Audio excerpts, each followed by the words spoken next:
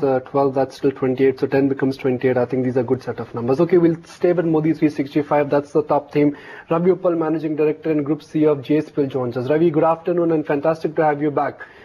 Ravi, I'm going to ask with the big question which we are asking everyone on the channel today. How would you rate the government's work in the first 1 year? And as a captain of India Inc., are you happy with the reforms, at least on the corporate and the tax front? I think given where the government started and what they had inherited, I think the government on the whole has done a very good job.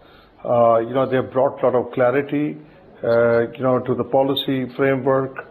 They have laid out a clear vision and the roadmap of what they want to achieve.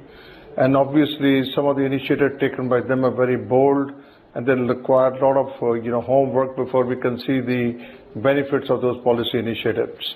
So I think, given all these, I think the government has done a very good job, and we just need to support them to carry the agenda forward. Well, the government has brought about some big reforms. The change has not been reflected on the earnings or on the growth level. What's your take on that? Well, the earnings are a result of how much, is the output of the various sectors. It's no secret that the demand in the economy was gradually dropping during the closing of 13-14 year. And the new government had the big task to really kickstart the economy. And the initiative they have taken and the amount of investment they have earmarked for the infrastructure and the other sectors of economy is taking a bit of a time before we can really harvest the benefit of the enhanced demand. I think we just need to be a little more patient and persevering, and we have to keep going with the job that we are doing. Any major focus areas that you think the government needs to look at right now over the next 1 year? Well, I think the government should really stimulate the demand in the economy. And one way to do that, I think, is to drop the interest rates. The Indian money is still very expensive. I think, I'm not saying that the interest rate is the only thing that will help to boost, but I think it can help to kickstart the thing. For example, if you take infrastructure, housing, they are very sensitive to the interest rates. So if you can drop that, you can really give a boost shot to the economy. That's one thing. And the second thing is the government also needs to galvanize the states to make more investments and also take up, the economic activity at a higher tempo. The federal government has taken many initiatives and doing a good job to push forward the projects, including the stalled projects. But I think the same sentiment has to be shared by the states also. So I think if both of them work together under the concept of this corporate federalism, I think you could really sort of see much more a positive outcome of the initiative taken by the government.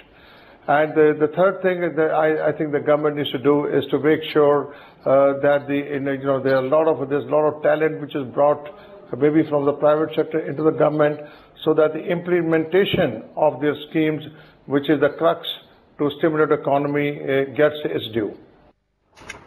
Okay, let's talk about the steel sector then, Mr. Uppal. From coal auctions to the new mining policy, all of these changes have been fairly big. Are you happy with the progress on this front?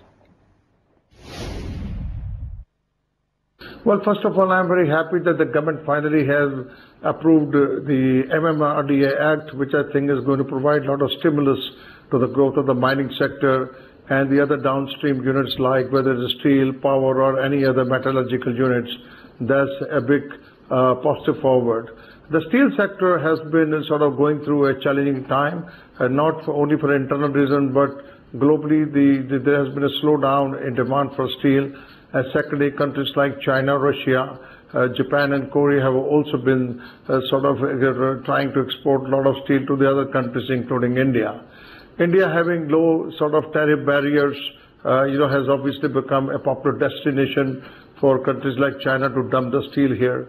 While the government of India has focused a lot on Make in India, I think we also need to put in place a policy of Buy India. That is, the Indian-made goods that should be given preference, especially when it comes to the government projects, there should be a clear preference given to the locally manufactured goods.